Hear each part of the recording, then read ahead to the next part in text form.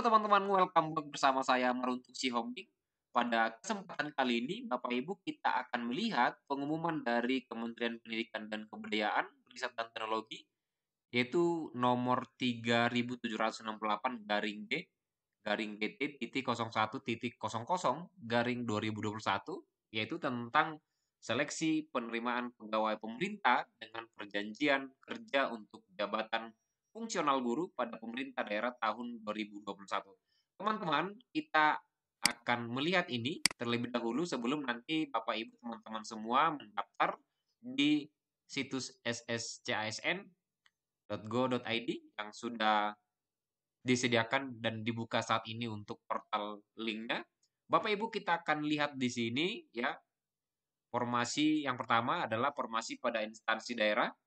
Jadi untuk kita misalnya di Kabupaten Deri sudah dibuka formasi daerah, maka kita sudah bisa mendaftar nanti di link SSCSN. Tapi Bapak Ibu, ada juga beberapa kabupaten yang belum membuka ya untuk formasi P3K-nya atau belum menyerahkan formasi P3K-nya kepada pemerintah pusat ya. Kemudian Bapak Ibu, yang bagian B ini adalah tentang persyaratan pelamar. Nah, persyaratan pelamar ini Bapak Ibu, ini yang pertama adalah warga negara Indonesia, kemudian usia paling rendah 20 ya, dan paling tinggi 59 tahun. Kemudian C ini ya, sampai ini saya pikir saya sudah pernah bahas dalam video saya sebelumnya. Nah, kemudian ini persyaratan khusus juga ini sudah pernah juga saya bahas dalam video-video saya sebelumnya dalam YouTube saya.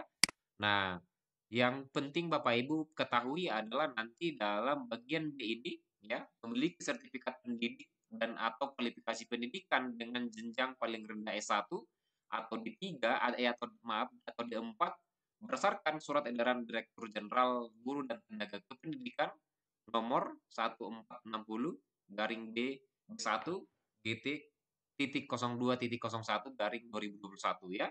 Jadi ini juga sudah pernah saya bagikan untuk Bapak Ibu semua, tapi supaya mengingatkan kembali, saya akan buka dalam ini Bapak Ibu. Nah, ini adalah surat edaran itu, ya.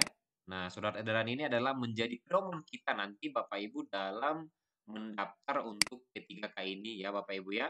Jadi nanti ini harus jadi patokan kita, pedoman kita nanti dalam pemilihan jurusan kita Bapak Ibu ya.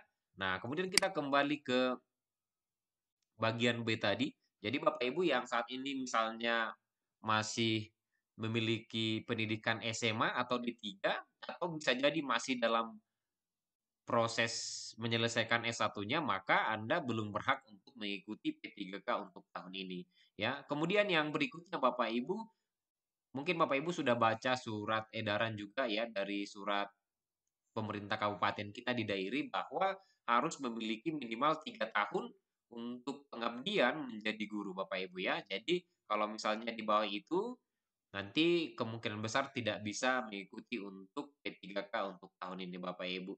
Nah, kemudian bagi penyandang disabilitas ya. Jadi kemarin ada yang bertanya, apakah kita nanti membuat video pembelajaran? Nah, tidak, hanya formasi disabilitas saja. Jadi misalnya Bapak Ibu yang penyandang disabilitas saja nanti yang akan ini Bapak Ibu ya. Jadi ada bagian ini membuat video singkat yang menunjukkan kegiatan sehari-hari pelamar dalam menjalankan tugas sebagai pendidik ya. Nah, kemudian harus membuat surat keterangan asli dari dokter rumah sakit pemerintah atau puskesmas yang menerangkan jenis dan derajat kedisabilitasannya ya Bapak Ibu ya. Jadi kalau misalnya kita yang melamar dari formasi umum tidak perlu untuk membuat video ya yang menunjukkan kegiatan kita sehari-hari sebagai seorang guru atau pendidik. Nah, kemudian ini juga ya Bapak Ibu ya, untuk penyandang disabilitas ini bisa mendaftar ke formasi manapun. Nah, kecuali ya. Jadi kecuali berarti mereka tidak bisa mendaftar ke guru bahasa Indonesia ahli pertama ya. Nah, karena itu diperuntukkan nanti untuk penyandang disabilitas rungu. Ya, kemudian tidak bisa melamar ke guru bahasa Inggris ya. Kemudian guru penjas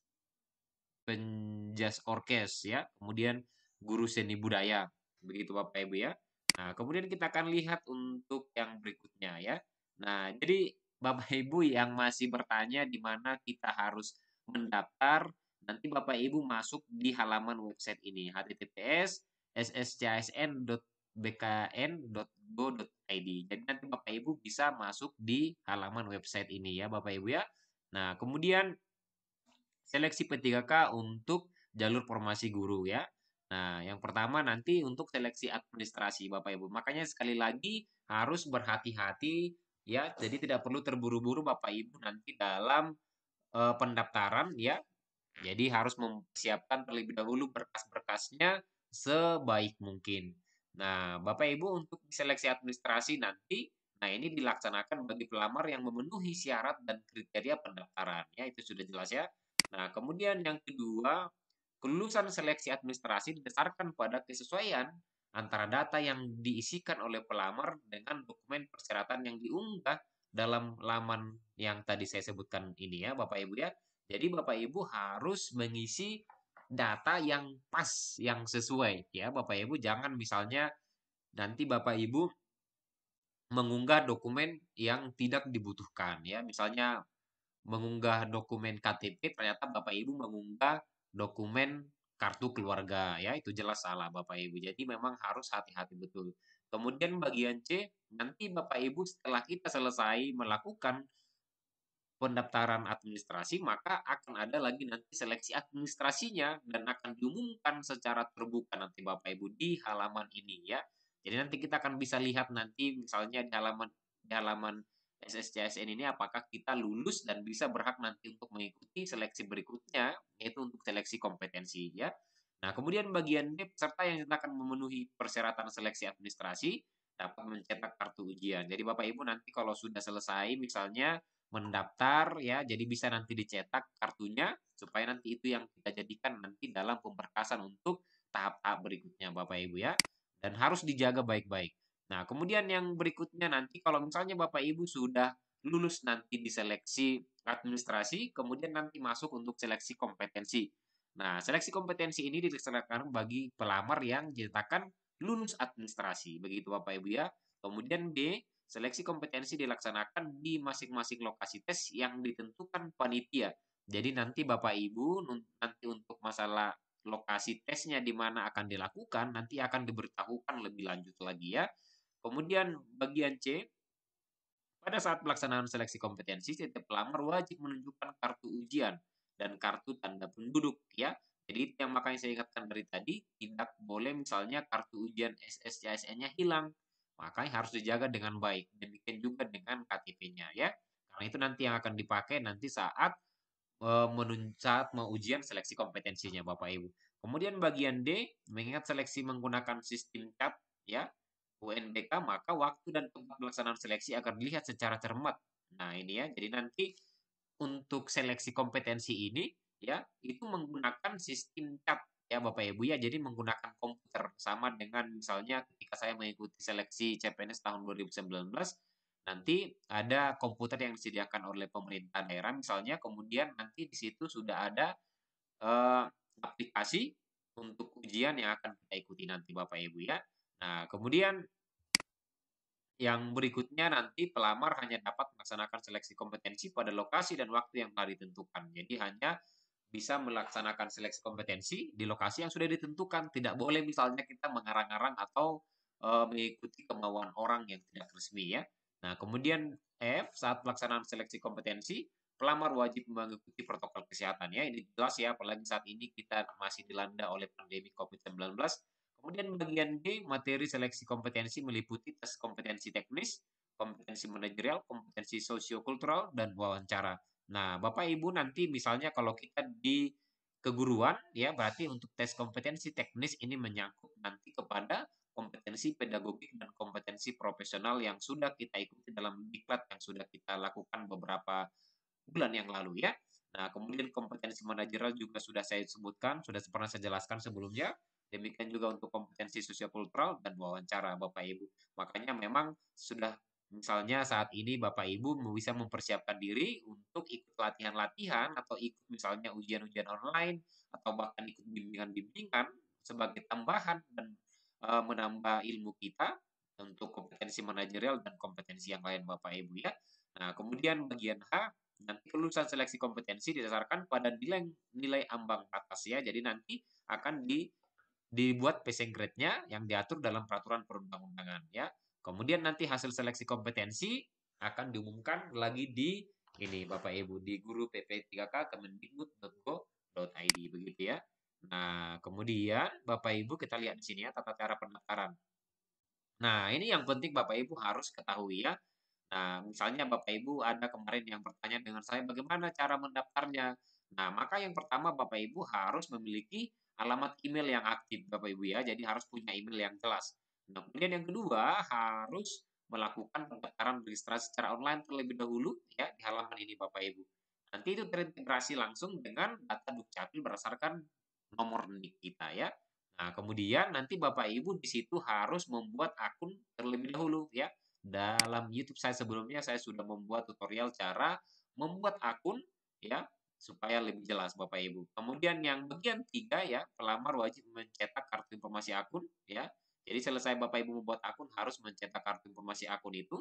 Nah, setelah nanti Bapak Ibu sudah membuat kartu akunnya, baru kita mulai masuk di login ya. Jadi kita login nanti di halaman yang sama juga dengan menggunakan NIK dan password yang telah didaftarkan, yang telah kita daftarkan sebelumnya dalam kartu informasi akun SSCN kita ya, Bapak Ibu ya.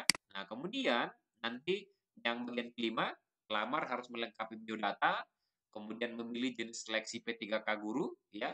Nah, untuk memilih jenis seleksi P3K guru ini ya, Bapak Ibu juga harus hati-hati. Kemudian memilih instansi, kemudian dan jabatan yang akan dilamar, ini juga Bapak Ibu harus hati-hati ya. Kemudian pastikan bahwa instansi yang dipilih adalah pemerintah daerah sesuai dengan formasi yang dituju. Karena setiap pelamar hanya diperkenankan mendaftar pada satu formasi saja. Ya, jadi Bapak Ibu harus memastikan bahwa Bapak Ibu kalau terdaftar misalnya di pemerintah daerah Kabupaten Dairi maka harus memilih untuk pemerintah Kabupaten Dairi saja ya.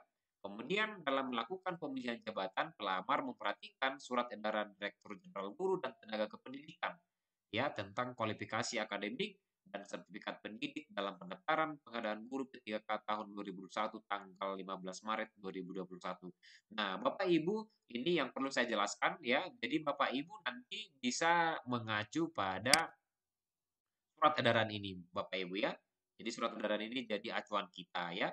Kemudian pertanyaannya misalnya apakah bisa guru IPA ya, guru IPA yang mengajar di SMP untuk mengambil guru kelas di SD ya? Jawabannya bisa Bapak Ibu, kecuali kalau Bapak Ibu sudah memiliki sertifikat pendidik ya.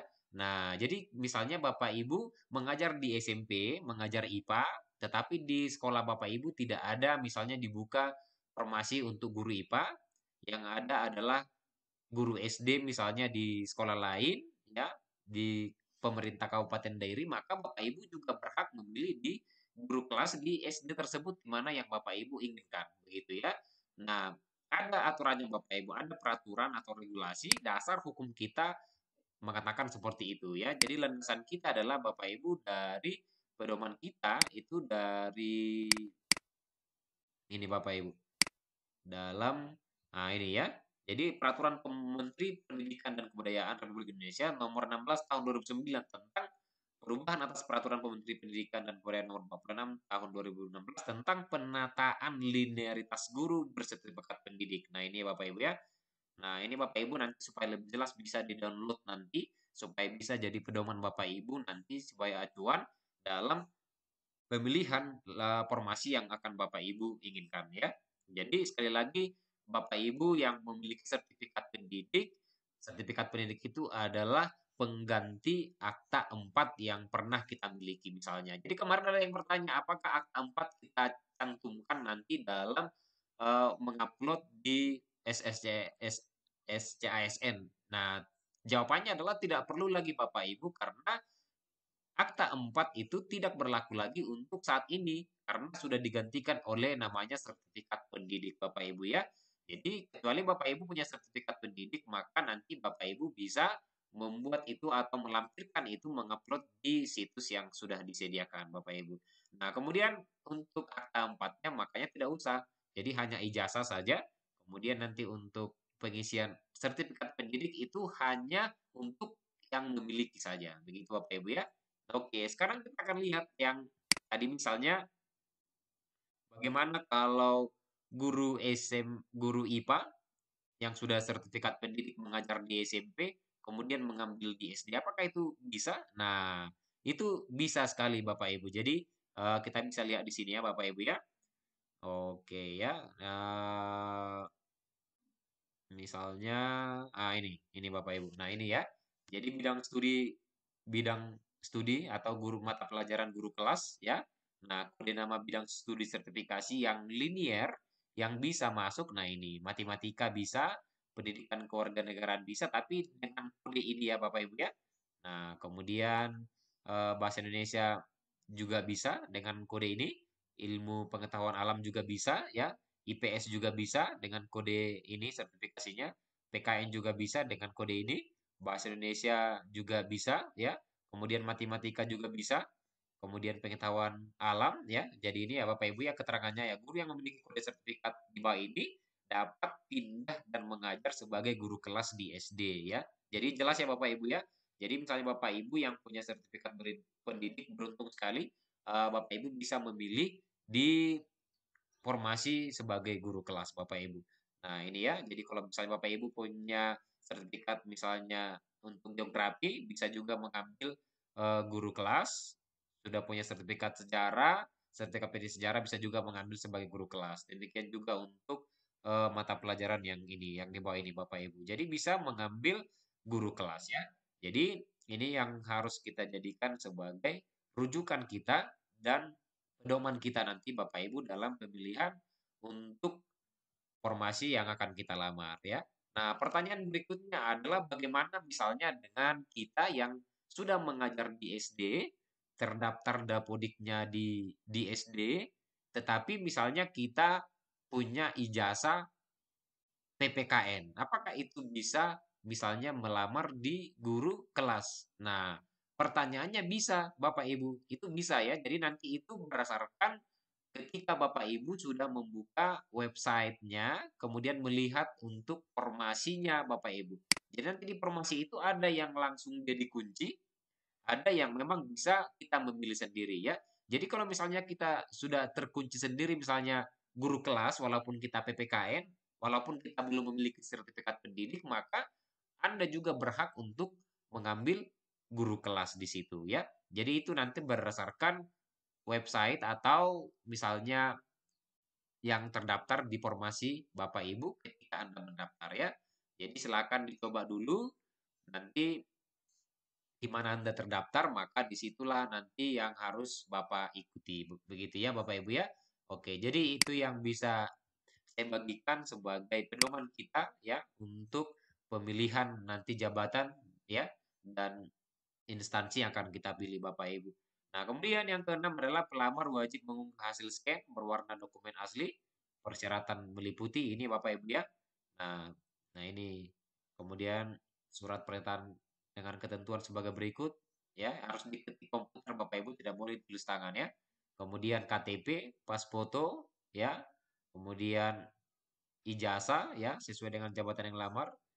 Kemudian sertifikat pendidik bagi yang memiliki saja. Kemudian bagi penyandang disabilitas, ya ini tadi saya sudah sampaikan ya Bapak Ibu ya. Nah, kemudian nanti Bapak Ibu kalau sudah selesai memilih semua mulai dari data kita, kemudian formasi kita, baru tahap masuk resume, maka Bapak Ibu sudah bisa nanti untuk mencetak kartu pendaftaran SSCASN. Nah, kalau sudah sampai di situ, kemudian apa lagi yang harus kita lakukan? Maka Bapak Ibu nanti tinggal menunggu untuk jadwal kapan ujian seleksi kompetensi dilakukan, ya. Kemudian kapan pengumuman untuk seleksi administrasi akan diumumkan Bapak Ibu ya. Jadi harus tetap update informasi ya. Nah, sesuai dengan rencana penjadwalan, nah ini Bapak Ibu ya, sudah ada di sini pengumuman seleksi ya 30 Juni yang kemarin, kemudian pendaftaran ya, pendaftaran dan pemilihan formasi 1. Nah, ini tanggal 1 sampai tanggal 22 Juli. Nah, kemudian seleksi administrasinya nanti dilakukan tanggal 2 sampai tanggal 27 Juli. Kemudian pengumuman hasil seleksi administrasi tanggal 29 Juli Bapak Ibu. Jadi nanti tanggal 29 Juli apa yang sudah kita kerjakan mulai dari kemarin sampai hari ini sampai dengan penutupan administrasi nanti kita akan bisa lihat di tanggal 29 nanti Bapak Ibu ya. Kemudian nanti ada masa sangka administrasi ya. Nah, masa sangka administrasi ini artinya misalnya Bapak Ibu merasa sudah benar mengisi data tetapi Anda nyatakan tidak lulus, maka Anda juga berhak untuk mengajukan masa sangka ya. Jadi ada waktunya nanti diberikan di sini Bapak Ibu. Jadi silakan nanti di situ berkomentar atau berkomplain kepada pihak penyelenggara ya. Kemudian nanti akan dijawab oleh pihak dari pusat ya, apa memang betul komplain kita atau sanggahan yang sudah kita lakukan ya. Nah, kemudian akan diumumkan hasil sangkanya. Setelah itu Bapak Ibu kemudian nanti pengumuman daftar peserta waktu dan tempat seleksi P3K guru pertama ya. Jadi nanti misalnya Bapak Ibu yang masuk dalam ujian seleksi pertama ini nanti akan diumumkan tanggal 18 Agustus ya Bapak Ibu ya. Kemudian cetak kartu peserta seleksi P3K guru. Nah, ini jadi tanggal 18 sampai 22 Agustus ya. Kemudian pelaksanaan seleksi untuk kompetensi pertama dilakukan pada tanggal 23 sampai tanggal 29 Agustus Bapak Ibu ya. Nah, pengumumannya apakah kita lulus untuk seleksi kompetensinya dilakukan pada tanggal 6 nanti. Kemudian ada masa sangga lagi seperti biasa, ada jawab sangga, kemudian pengumuman hasil sangga. Nah, kemudian nanti pengumuman dan pemilihan formasi untuk tes yang kedua Bapak Ibu. Jadi kalau ada misalnya tanda begini, itu nanti untuk pemilihan formasi tahap yang kedua ya. Jadi Bapak Ibu misalnya yang tidak lulus nanti di seleksi pertama bisa nanti mendaftar lagi untuk pemilihan formasi yang kedua ini Bapak Ibu. Gitu ya. Jadi siapa yang berhak untuk masuk di seleksi kompetensi pertama? Nah, itu kemarin kan sudah saya sampaikan yaitu adalah yang kedua yang masuk database BKN, kemudian adalah guru honorer di negeri Bapak Ibu ya. Nah, kemudian untuk formasi yang kedua ini adalah siapa yang berhak di situ? Itu adalah guru honor swasta, kemudian teman-teman PPG yang belum menjadi guru tapi sudah memiliki sertifikat pendidik, kemudian nanti Bapak Ibu yang tidak lulus nanti di seleksi kompetensi pertama. Itu yang masuk di formasi kedua ini ya Bapak Ibu. Nah, demikian juga nanti untuk di formasi yang ketiga juga seperti itu Bapak Ibu. Jadi ada 3 kali masa percobaan kita ujian. Mudah-mudahan nanti dalam 3 kali ujian itu Bapak Ibu bisa lulus ya dan mendapatkan hasil yang terbaik. Mungkin itu yang bisa saya bagikan untuk kita pada hari ini. Mudah-mudahan bermanfaat. Yang penting Bapak Ibu tetap jaga kesehatan dan terus belajar supaya nanti bisa mendapatkan yang terbaik. Terima kasih. Salam P3K.